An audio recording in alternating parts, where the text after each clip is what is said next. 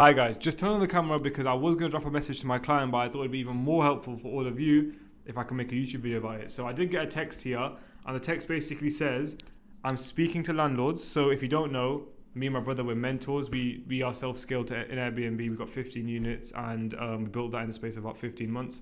What we now do is help people scale and start for themselves. So if you are interested in started, I will give you more information on that later. But back to the video.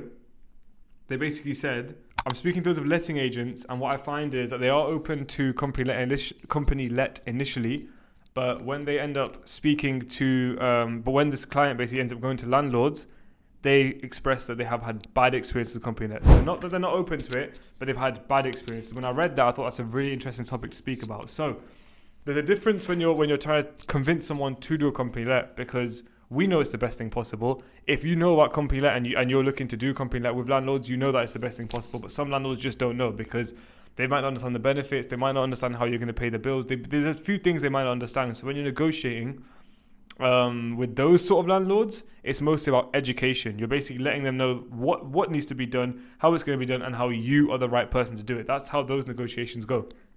But with these ones, you're speaking to landlords who have already had bad experiences. They've already gone with a company, they've been convinced, and they're now in a position where they don't even want to do it anymore because they've been scared away because of bad experience. And this is human, right? Landlords are normal humans at the end of the day. They're nothing that they're not extra terrestrial or anything like that. They're just people. And if you're a person with an asset, you give it to someone, they promise to manage it and to make money and to make you money from it, and they don't do it well. You can imagine they'll be slightly burned, right?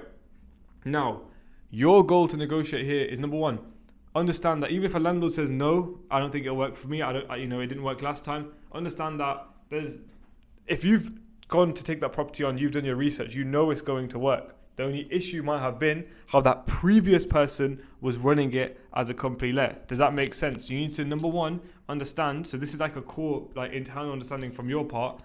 That person did something wrong, and it doesn't necessarily mean that it's not going to work for you. If you work with me, you're coached in the right way. We teach you how to find the best properties. You're already very, very skilled in the sense that you know exactly what to do. It's just now a matter of getting pen to paper, making sure that you've got that property and you're cash flowing from it, right? So you know it's going to work. Obviously, with my clients, I literally help them analyze deals. So if they ever have a deal that they're looking at, they send it to me. I'll literally look at it and I'll analyze it. For this particular client, I know that I've analyzed this deal and I know that this deal will work. So they internally understand that it will work. It's the same for you. Understand it will work. Number two, you need to now create distance. What I mean by that is it's a they versus them versus us sort of thing.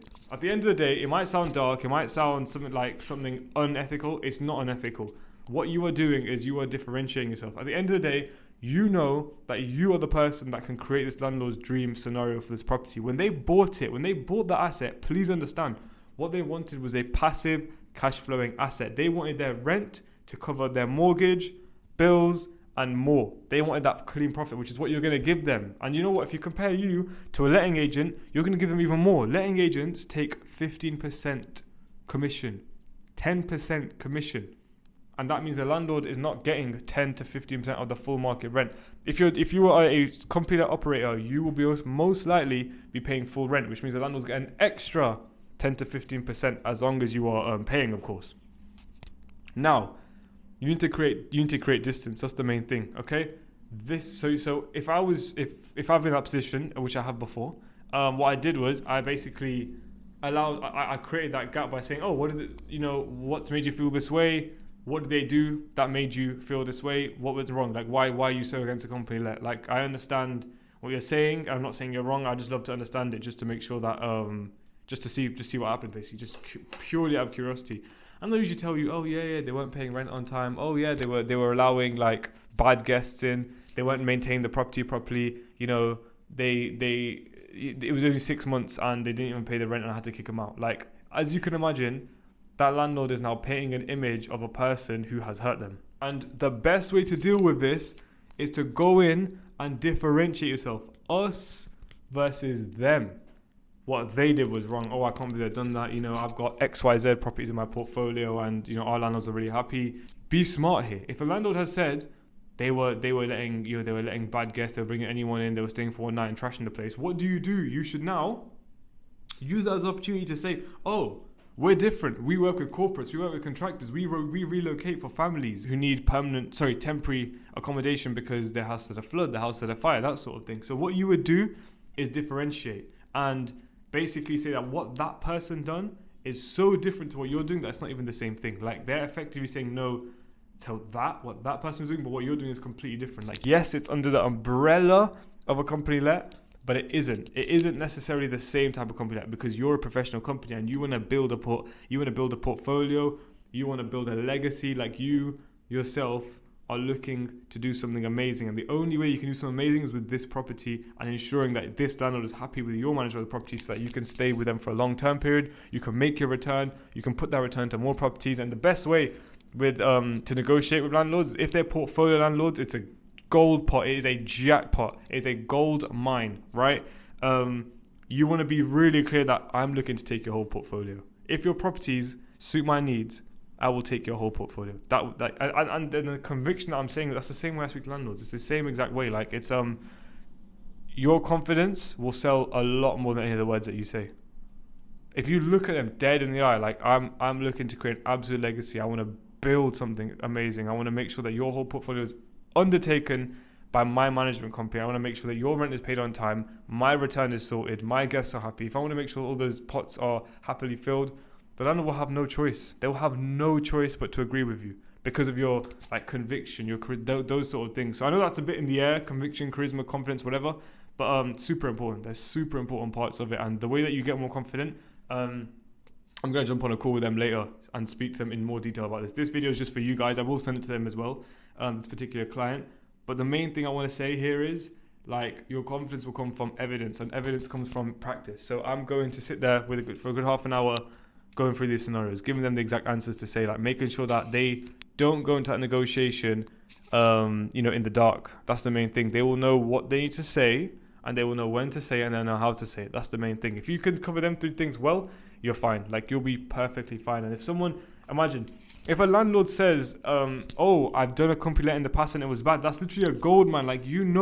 That they are open and they are accepting of a company let. Some landlords are so close-minded, they will never say yes to a company let simply because it's different, and they don't want to reinvent the wheel. They don't want to break the mold. They simply just want to keep doing the single let stuff. They want to keep dealing with tenants who could just stop paying, and under the new laws, what can they do, right?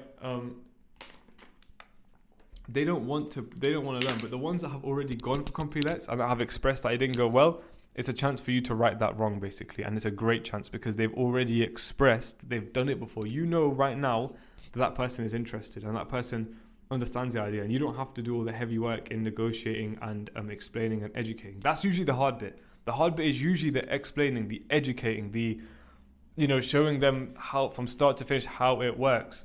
But that's already been done by somebody else. And yes, that landlord's been burned, but just understand that it is an opportunity for you with someone who is already interested, and all you need to do is right the wrong. Which again, I'm not concerned with this particular student of ours. They've picked up multiple properties, so I'm not concerned. It's just now a matter of time of getting them ready for that negotiation, helping them understand the exact points I've explained right now, and seeing how that goes, basically. So I'm quite excited for this call. But yeah, like I did say earlier, we are mentors, we do coach. If you are interested in our mentorship and coaching, because these videos basically give you a little taste for what it's like having me as a coach or having my brother as a coach, please make sure to click the link in the bio. What that will do is that will allow you to read through our page. It will tell you our offer, what we do, how we help. It will show our experience, our guest experience, our client experience. So what it will allow you to do is understand that if what we do is good for you, that's the main thing. I'm not saying that you have to work with us. Even on that page, you will see there's two types of offers. There's one for people who want a certain thing. There's one for people who are super serious. The offer, if you're super serious, is only if you're super serious. If you take the offer and you're not serious, I'll refund you.